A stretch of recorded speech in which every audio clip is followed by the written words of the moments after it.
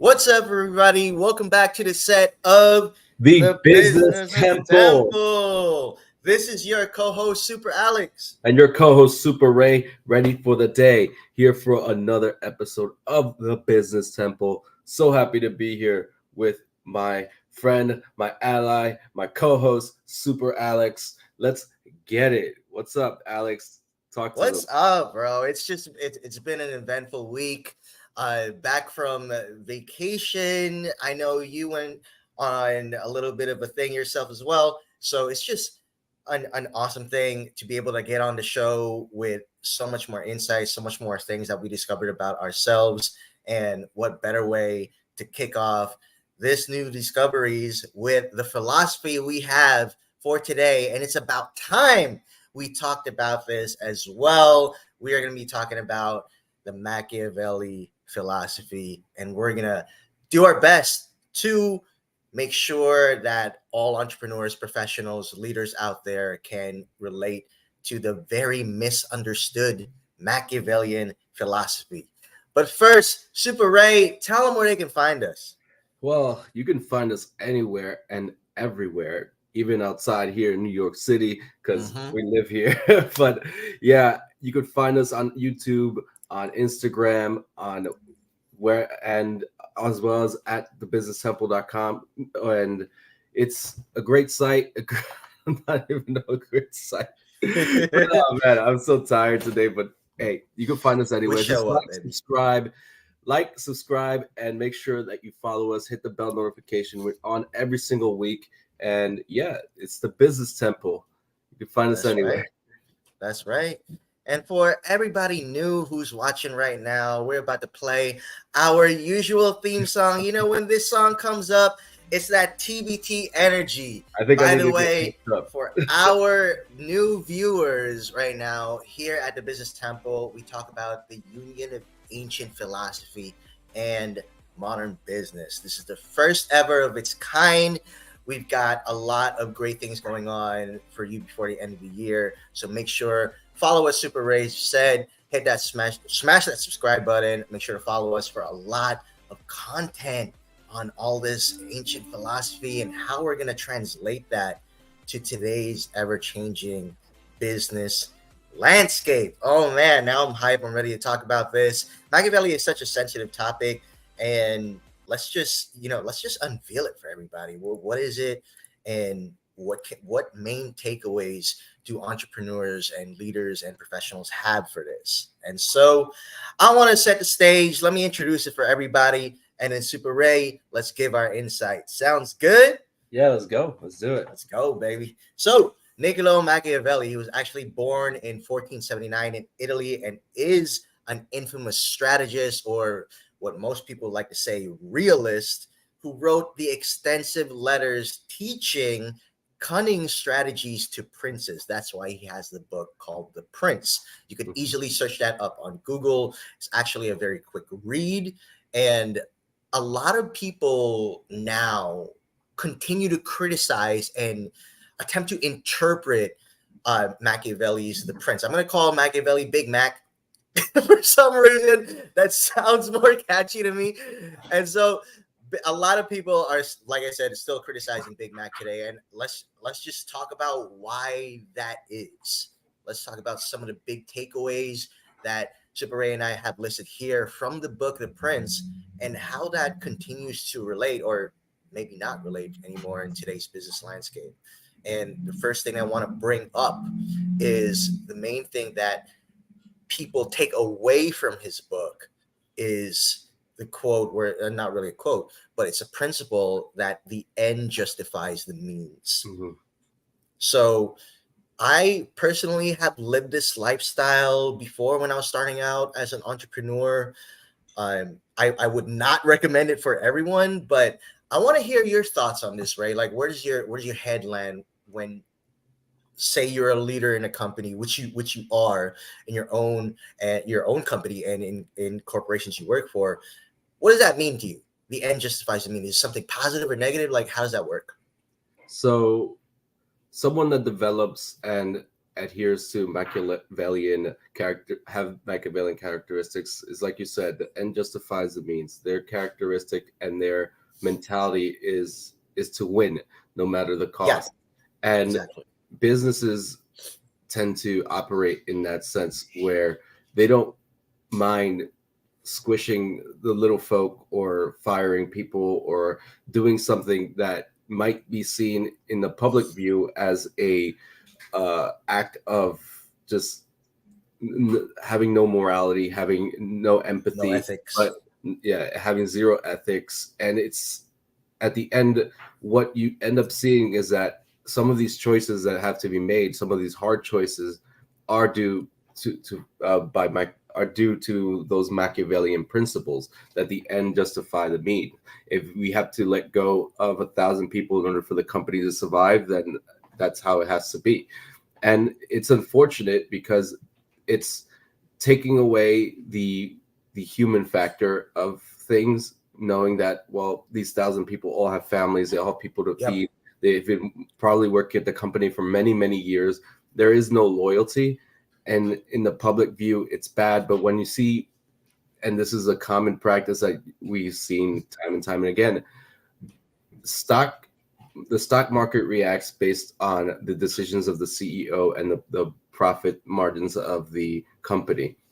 Labor being one of the highest costs in any company, removing a huge chunk of labor to like streamline the company to help it flow, you always see the stock market rise when Yeah. people get let go. And people wonder, how is that correlated? You're letting people go. Isn't that a sign of a weakness for a company where the company is actually failing and not striving and not doing well?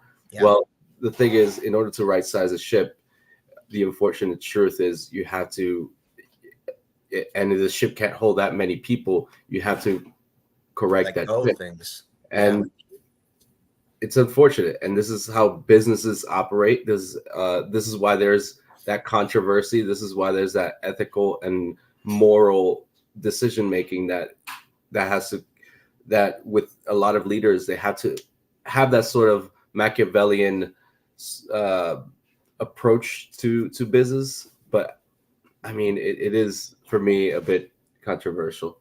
I would say it is what it is. Like, would you consider then, having said that, which I love your comparison and contrast, by the way, of course, with us knowing or being in both ends of the stick sometimes. You're either in the shit end or you're either at the end where you're making these tough decisions. Mhm. So you say that it's like a necessary evil. I wouldn't even say evil, actually. Would you say that it's necessary? Yeah, yes, I would say so. I think it's necessary. When you look at what is like the trolley decision making graph, where it's like the train is coming at high speed, and you have the decision to flip the switch to either kill one person or kill five Or a people. thousand? Yeah. And typically, what you see is most people, they choose to have the train run over one person versus the rest, and it's an unfortunate like paradox between Yeah. what the right decision is and what the wrong decision is. But let's say, for example, if now that decision comes to you, let's say if you're the singular CEO on that train, and this is where Machiavellianism is bad, where Mm-hmm. they don't decide to fire the CEO. They rather fire 1,000 people than cut the pay from the and bonuses from the CEOs. Now that's where you have a dilemma. Like Yeah. I think that's where Machiavellianism and the leadership really fails the companies, where they rather not impact the livelihoods of the leaders, which probably you could fire one person or fire 1,000 people, Mm-hmm. but that one person has favoritism within the company, and they will not fire that singular person, even though Damn, I in love that, bro. the costing the jobs of thousands of others. I love the way you just this you translate this right now to what's currently happening. It's just amazing how you just did that. Mhm. And you're absolutely right though. You are absolutely right. I had never thought of that. Like, how one person over five, and that one person, or one person over 1,000, and that one person being the CEO. What makes me what bothers me about it, it's just the mindset. I feel like it it always, when I think about it, it brings me back to my corporate days as a salesman, wherein it's all about the numbers. Mhm. You know what I mean? It's I feel like that's such a strong Big Mac personality trait. You know what I mean? Like, it's just all about the numbers. It doesn't, the individual doesn't matter if they're not hitting their numbers. The client doesn't matter, because to them the client is just another number. Mhm. It just becomes a complete shit show. And I think one of the best ways to really combat a Machiavellian mindset that you might find in the workplace, or if you see yourself developing Machiavellian personalities, I feel like a good way is what Super Ray just mentioned earlier. One key word there that I really picked up was empathy, and that falls in the field of servant leadership, putting your people first, making sure that your people are okay, your people are paid well. Mhm. Because when in my days as a startup entrepreneur, back in the way early days, ancient days, you know what I mean? Feels like a lifetime ago, bro. It's just wow. Um, I had developed Machiavellian philosophies myself, and I'm just gonna pick up where with the key point that I left off earlier, wherein I developed these personalities because I felt like it was necessary to start. And I think this is where the border line is between you, having a Machiavellian personality to start with, I think is powerful, but it is meant to be a mindset to outgrow. Mhm. Because if you continue operating in that mindset, then I think you will turn into what Ray just mentioned earlier, wherein you don't have ethics, you don't have empathy, and you're not serving your people. Yeah. Instead, you're serving the business. And that's good too, but you just need the balance. It can't be all about the numbers all the freaking time. It can't. Uh, You know what I mean? it's it's crazy because like when I think of like a Machiavellian person or leader, I think of like Cersei Lannister from Game of Thrones, Okay, why is that? the widow wife of Robert Baratheon, who Yeah. uh, for I don't know if you've watched Game of Thrones. Yeah, I have. I have. Okay, so she was willing to do anything and everything in order to maintain power, to continue to make sure that the Seven Kingdoms were united, and that like this the High Sparrow was killed. All this like religion was not impacting their decisions, and she felt even the need to like commit incest in order to make sure There that was so the much power collateral damage, bro. make power to keep power, and then have Joffrey become king, which is their son of incest, and the levels that she was willing to go in order to maintain that power, in order for her to win, Deep. ultimately led to her demise too. It was like that sort of mentality that yeah, it can carry you forth for so long, but at what cost? Yes, I think that's the question that everybody needs to ask when they do, especially as a startup entrepreneur. Of course, you want your business to thrive. You want your business to last for the next 3, 5, 10 years, and it becomes personal to you. You know what I mean? Wherein, you know what, I will not say no. I will win. I refuse to lose. And you could get Machiavellian real quick. And when you think about, yeah, the end justifies the means, it's really great. I'm so happy you put that out there. At what cost, though? Yeah, When is the right time to step away? yeah, I'm because not saying give up either, but there's right time what's to step away. what's crazy is that this like our society rewards Machiavellian Oh, approaches to definitely. decisions, and that's what a big problem is, that we're enabling that type of behavior where even our politicians and the people that we vote in to office have this Machiavellian approach to everything, given that they want to win. They want to, who doesn't want a winner on their side? Who doesn't Mhm. want someone that's looking for the best of their people? But unfortunately, it does come at a high cost. And it's it's like and it's appealing to see it from the outside. Let's say if you have a personal relationship with the person, but if the Yeah. person that is like your boss or someone that's uh, being Machiavelli towards you, that has that kind of approach, and then expects you to be sort of like them or get cut to the side or get fired, and then Yeah. it's still that fear in somebody else, and now you're like at the short end of the stick of a Machiavellian person.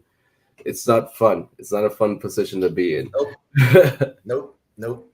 And you know what? Another key point that you had just mentioned there is fear. And one of the biggest takeaways, actually, in Big Mac's book, The Prince, is that it is better to be feared than to be loved. Now, think about that. Where do you, where does your headline with that, right? I think being feared is the easiest approach to any problem, or in terms of control. Yeah, in a lot of In terms of the control? Okay. yeah, in a I lot like of where you go. sentiments and a lot of stuff that, I mean, from what I read, it's fear being the controlling factor. Yeah, it's being loved is one of those hardest things you could make someone do. Like they say, falling in love with someone, it's difficult. It's much easier to control a society or a, a mass of people with fear. You can you can argue though that when you introduce religion to it, now you have a society where they're following an everlasting entity that doesn't die. And a lot of Machiavellians use God in order to justify their means and have a higher power, That, divine power, that people recognize, that either A, fear, or B, love, and then use that to their advantage. So using religion as a weapon to justify their means is also another characteristic of people that have Machiavellian uh, approaches to things. Even though he doesn't speak too much on religion, but religion does play a key role in like bringing either people together or having them fear of the repercussions of what it means if you were to like behave bad or do something bad, and now people are scared. and that's why people are in line. Yeah, that's why people are in line. Yeah, I because love how you, yo, you're on fire right now, man. I love how you're injecting all the, these principles in religion now, injecting in Machiavelli. Your mind is on fire right now, bro. I appreciate that. You know, it's amazing. Like I never thought about it from that lens. You know, from my POV when it comes to um, that quote well, is that I feel like leaders would rather be feared. It's either two choices: you either fear or love, but never ever put yourself in a position where people hate you. I think you know what I mean? Because yeah, it's like I would rather you in a business. I'm not they saying neither but fear or love, just hate it. yeah. So like, don't you know? I'd rather you fear me than hate me. So how do you get people to either fear you or hate you? Fear me.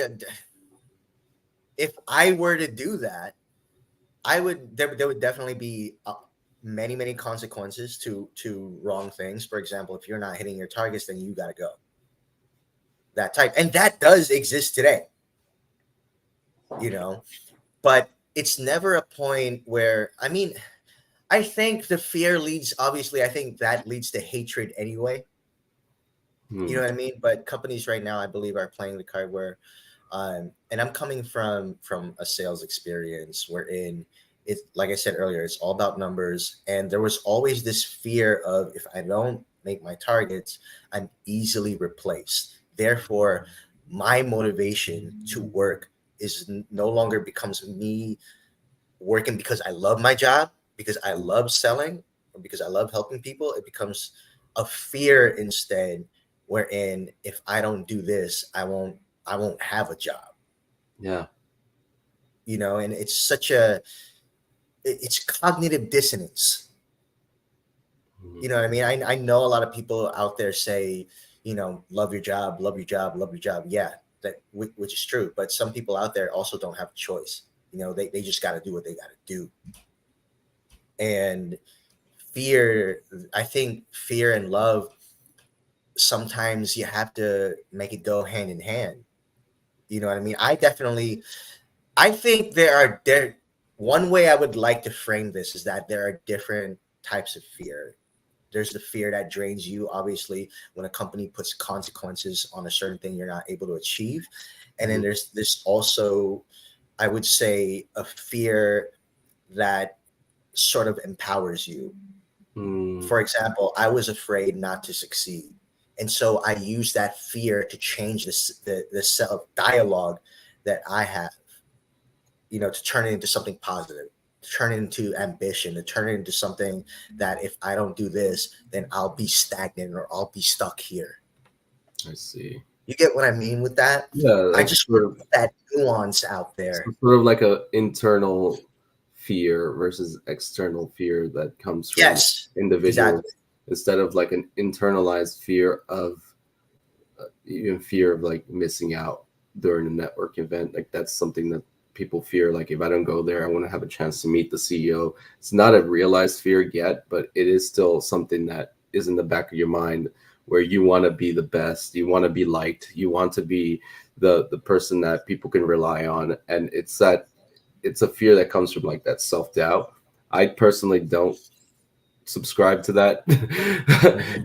It's a fear that is that creates those what if moments that I don't necessarily want to subscribe to, nor do I tell people to, because it's something that's has yet to happen, and Mhm. focusing on that for me isn't really helpful. It might find a lot of people might find it helpful. I know that it. Let's say if you have a report due tomorrow and that fear starts kicking in, and it's like that if you're procrastinating, it just kind of gets your gears going, and now you can work and then do everything right away. So that sort of fear, I guess, can be helpful, but in most instances, I rather I rather just not Be love, bro. That's it, man. Just be rather like. spread the love, bro. Mhm, you know?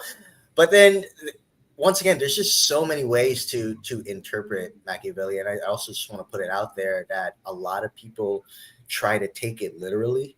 But you have to understand that this was written in the late 1400s where there was mhm, just so much war going on in Europe. You know what I mean? I like to compare Machiavelli's writings and teachings to Sun Tzu. mhm, A lot of entrepreneurs follow Sun Tzu. A lot of entrepreneurs believe in the writing to the letter, but obviously they don't go around killing people. You know what I mean? They don't follow it like literally subscribe to it that way. And I think it's important to put out there as well for Machiavelli because there's a lot of criticism about how Machiavellian tactics or philosophy has something to do with being cunning, being deceitful, and all that mhm. stuff. Personally, I think it's just misunderstood. So do you think now you're saying that yes, this is a long time ago, but in Big Mac, as you say, Hmm. existed today, how do you like who would he embody? Like who would he be? The type of person that Machiavelli would be if he were to, let's say, be born in this era of social media, with internet. Like what are some types of things that you think he would, or the type of person he would be if he was born into this era? From the top of my head, Mhm. number one, either he'd be a politician, or number two, a critical advisor to an over the top leader. Hmm. Actually, I see him more as an advisor, like a counselor to top leadership. That's how it would be. I would view a Machiavelli. Someone That doesn't. pulling the strings from behind the scenes. Like Cersei. Yes, yes, you know, and that's just it. Doesn't have to be in cunning. How do you feel about that word? I feel like cunning is a great word. I think that in order, like even Charles Darwinism, you have to have some sort of wit, some sort of cunning. You have to be smart in order to be survive. The people that survive are the ones that are able to adapt, and you need to be cunning and able to adapt. I think the word cunning is misrepresented As in manipulation and all that yeah, stuff. Like Yeah. manipulation, I think it's a bad word, but how many times do you find yourself, or not in an everyday situation? I wouldn't say that. I don't like manipulating people, but you find yourself that having to, let's say you're trying to get into a club, Mm-hmm. Mm-hmm. you're gonna say whatever you can, even though if you're not on the list, you can try to like manipulate your way into that Mm-hmm. place because hey, I mean, what is a white lie here and there in order to achieve your goal? Granted, that's small scale, like getting into a club isn't going to have a major impact on people, but there are people out there that actually take this approach and manipulate their way into situations. Large scales. It impacts a lot of people, and that's when we have a problem where manipulation can be a tactic of just evil of evil. So, is there any way to apply Big Mac philosophy in a good way? Let's see if we can change the Oh, narrative. absolutely, absolutely. I mean, it, it's just who doesn't, like I said earlier, like who doesn't like to win? Mm-hmm. Who doesn't want to come in first place? But when you can only see first place and not see second or third, then that's where I think the problem lies. It's not like if I don't get first place, it's all or nothing. It's really, I mean, I personally, I would say the Machiavelli approach is should be inserted into your business in certain situations, Small doses. with small doses, not in a large scale where the person themselves, the person at the helm, is a Machiavellian leader. That's my final take on that. My final take would be for entrepreneurs out there. Of course, that's where I'm coming from as well. If you're a startup entrepreneur, I think it would be healthy to be Machiavellian. But once again, this is a mindset that you absolutely have to outgrow. Because Mhm. I think every startup CEO, startup entrepreneur, when they're first launching their business, they got to be in the mindset where you've got to make this happen.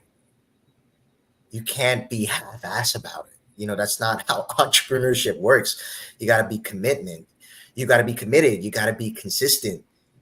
And And these things require a drive, a certain drive that I think it is similar to Big Mac philosophy. I would ask you, Alice, would you like to have someone that has like a Machiavellian sort of personality on your side for your business? I would. I would.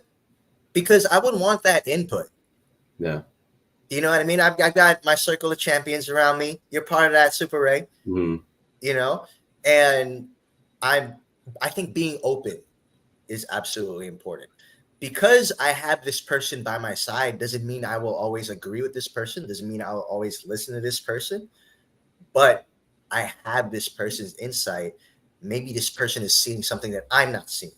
Maybe I'm blind. I'm in a blind spot right now. I can't forecast, foresee what's about to happen, but this person can. Therefore, I value that knowledge. So And the you answer see, is yes. society rewards people like this. So if you ever want to reach the ranks and get to a place where you're a close advisor to someone of power, Machiavellianism is the way to go. Mm-hmm. Mm-hmm. Mm-hmm. So yeah, adapt those principles. Be manipulative, be cunning, be Deceitful. smart, have a always win mentality. First place is the only place. The rest doesn't matter. And yeah, you want to be that type of entrepreneur, I would say that just use the weapons that you have wisely. Use the weapons that you have wisely, definitely. And I would also say just try to understand the principle more. You And know, I do want to end with, like, let's say someone that's working under a Machiavellian boss, or have someone in their lives, in their workplace, that is not a controlling, because you can have Machiavellian people in your relationships, is to take care of your mental health by setting boundaries with these people, and then documenting yes, every single time that they have failed to adhere to those boundaries. So it's important that there is an anti Machiavellian weapon out there as well, and that is boundaries, and then setting those boundaries and allowing, and then documenting those in order for you to find the help you need in order to either separate yourself from this person, or yeah, just report them, because there's so many situations where I find that people that work under Machiavellian bosses, they tend to have a lot of like mental health issues because they feel like they can never achieve to the level of what this person wants. So making sure that you're setting those clear boundaries, communicating, and allowing yourself to know that you're still great even if you didn't win, even if that person tries to put you down. It don't let yourself get caught up in it. That's their problem, not yours. Boom.